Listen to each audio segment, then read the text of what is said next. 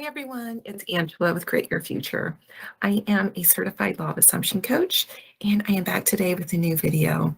In our video today, I want to talk about how you change your self-concept. This was a comment I had on one of my videos recently about how do you do that? How do you get that self-concept changed? How do you reprogram your thinking in regards to self? And so I want to dive into that a little deeper and hopefully clarify and make it a little more understandable for you.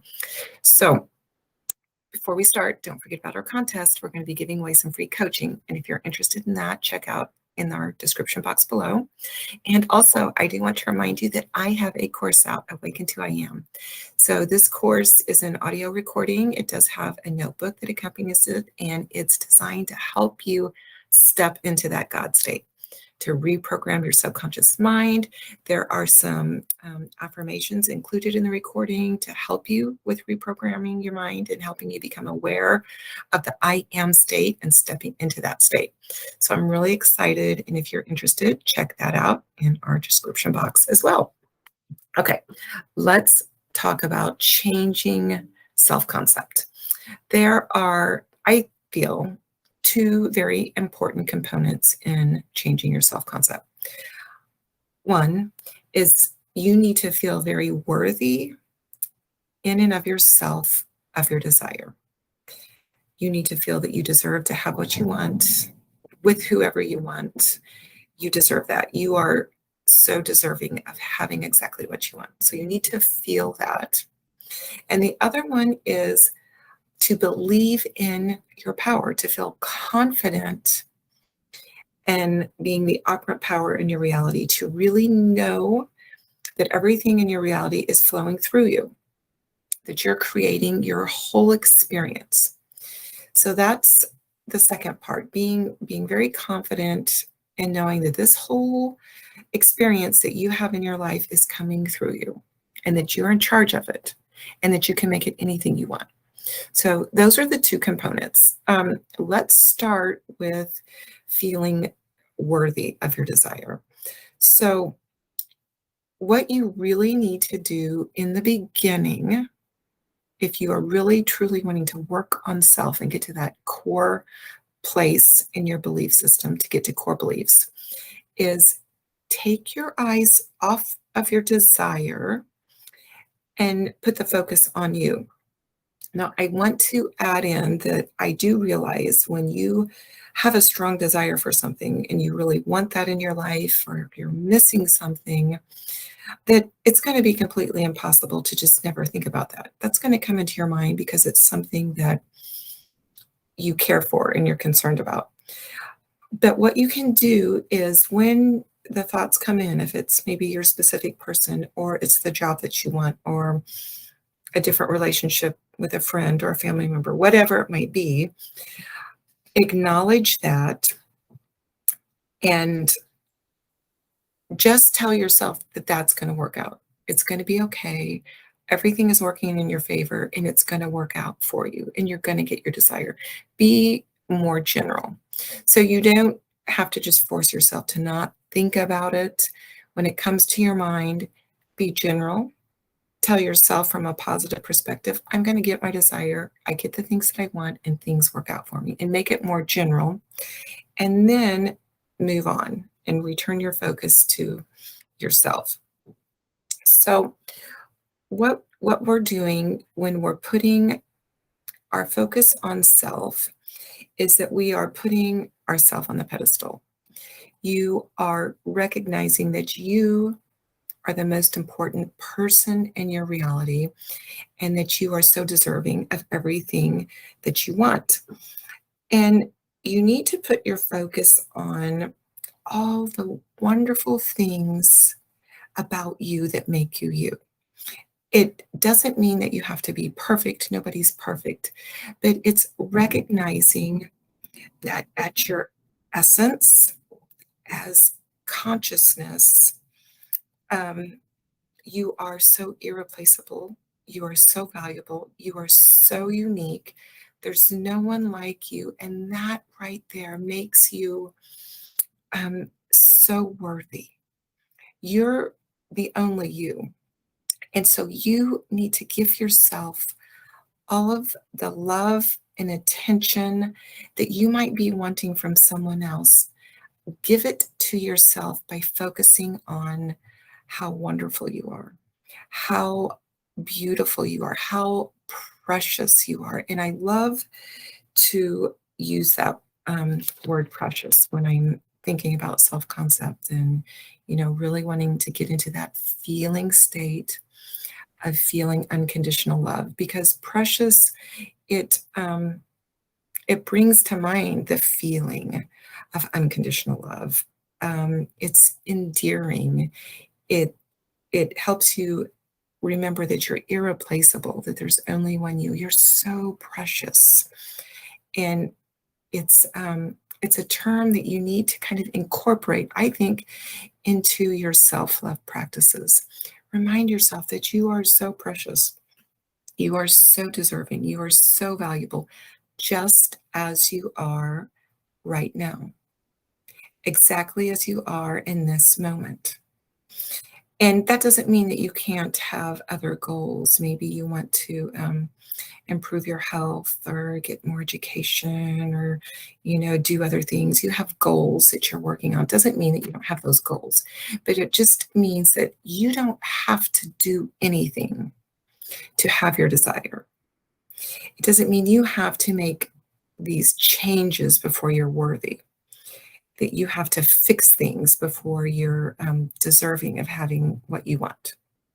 It means that as you are in this moment, at your essence, at your core, you are so valuable and you're so deserving of the love, the relationship, the career, the friendships, whatever it is that you want. You are so worthy right now. So spend time focusing on this and allowing yourself to feel how worthy you are. And the way that you can do that, you can use whatever technique that you like. If you want to affirm, I am so valuable. I am irreplaceable. I am precious and perfect just as I am. You can affirm. You can script. You can have an inner conversation. You can hear someone telling you those things, whatever it might be. But focus on those things and use whatever technique that works for you to get yourself into that feeling state, into feeling how loved you are, into feeling how unconditionally loved you are, how deserving you are. And when you do this, it really may bring up a lot of feeling and a lot of emotion and sometimes tears, not tears of sadness, because I've had this experience so often in my life, but it's just a feeling of relief, because it may be, the first time in a long time that you've had those feelings, that you've felt that.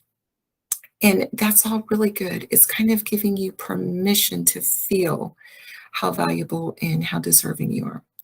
So that's how you get into that feeling state of feeling loved and feeling deserving and feeling worthy. It is telling yourself in whatever way that works for you that these things are true and that this is, what's true about you, just exactly as you are. Now, the second part that I mentioned at the beginning is to really be aware of your power state.